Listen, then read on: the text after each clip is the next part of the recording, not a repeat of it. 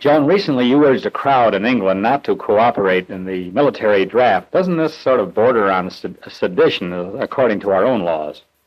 I think laws are made by human beings, and if they're no good, then human beings have to remake them, no matter what, you call it. I don't think the draft should be cooperated with. Well, saying that, don't you realize that you're risking a jail sentence? Yeah, but I mean, if you really care about something, you have to risk a lot of things, I think. You have been withholding part of your income from the income tax because you oppose its use for military purposes, is that right? That's right, 60%. That's a terrible amount of money to go to military use, I think.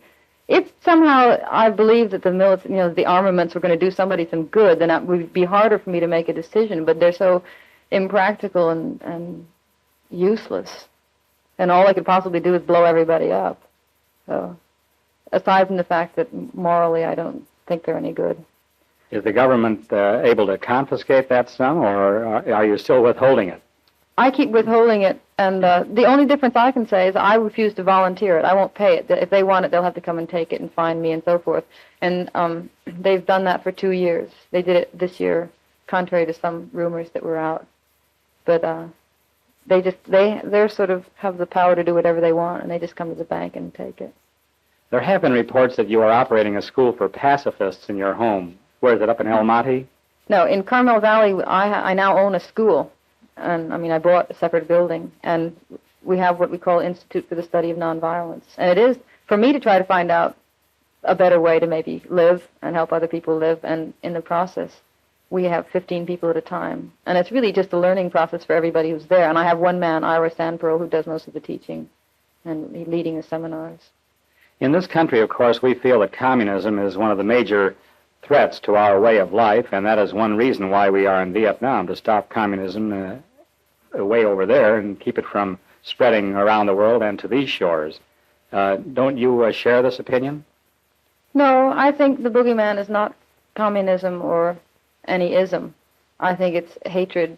And if we can do all the things that the communists do, for instance, we run a dictatorship in Vietnam ourselves and will not allow a free election. If we can do that, then how can we say, that the communists are that terrible, and if the communists take over, thus and so? It couldn't really get any worse than it is, and we're doing everything the communists are doing. And I just don't think that the communists are the big threat. Obviously to the Russians, we are the big threat, and we change enemies periodically. So I don't think that the communism is the terrible thing to fear. Well, how would you hope to solve this dilemma? The Vietnam dilemma, or the general dilemma of our Cold War? Well, I think that if you believe that man can change, then there's hope. If a lot of people sort of, you can't change human nature, and there've always been wars, so there'll always be wars, and so forth. And if you think that, then I really think you might as well just give up and drop dead, because we will blow ourselves up. But I think that there's a faintest chance of people cooperating with each other if you can put aside things like hating this country or hating that country or hating this person.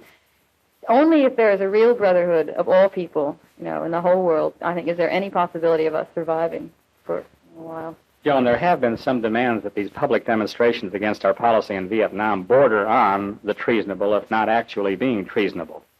Well, what is treasonable? I think killing people is treasonable. And I think I have as much a right to judge what I think is terrible as any other person who ever made laws. And I think laws were made, if laws are no good anymore, then you've got to change them. We're the only people who can change them. If I really think they're lousy international laws or national laws, then I've got to do my best to make them better.